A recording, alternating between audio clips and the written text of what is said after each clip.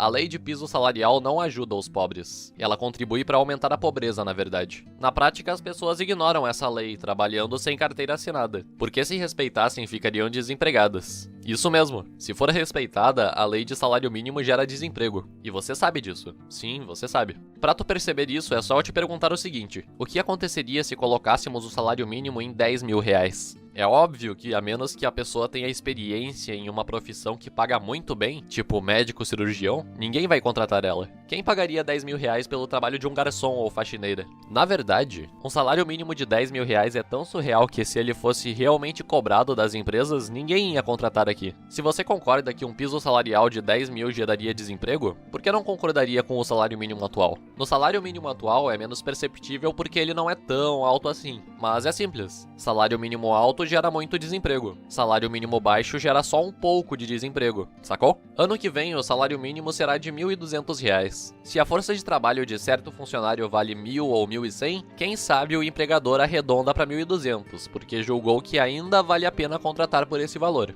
Mas se o trabalho de outro funcionário gera em média R$ 1.000 de lucro mensalmente, por exemplo, administrando um mercadinho pequeno, é claro que o dono não vai contratar ele por 1.200. Seria um prejuízo de R$ 200 por mês em seu negócio. E não vem com essa de que, sem a lei de salário mínimo, os empresários malvadões vão contratar geral por R$ 400. Isso não vai acontecer. O valor de um trabalho é determinado pela quantia de oferta e demanda dele, não pelo Estado. Por isso tem gente ganhando mais de um salário mínimo. Empresas que pagam pouco têm menos chance de contratar do que empresas que pagam mais. Então gera uma competição nesse sentido. Tipo, tu quer me pagar só R$ 1.000? Vai se lascar, esse cara aqui tá me oferecendo 1.500 pelo mesmo trabalho. O funcionário também tem influência no salário oferecido, não só o empregador. Quem oferta emprego quer pagar o mínimo possível, mas ao mesmo tempo quem demanda emprego quer receber o máximo possível. Ambos tentam escolher a melhor alternativa para si mesmos, assim como quem escolhe produtos no mercado, visando o custo-benefício. Os principais prejudicados pela lei de salário mínimo não são quem já recebe 1.200 ou mais do que isso. Prejudica mais justamente os com menos habilidades e conhecimentos, que costumam ser os mais pobres, porque proíbe a criação de trabalhos pouco rentáveis. Sério que é assim que querem ajudar o pobre? Matando parte da concorrência? Se tem menos oferta de emprego e a demanda continua a mesma, os salários caem. Então, na prática, o que a lei de salário mínimo realmente faz é baixar o salário das pessoas.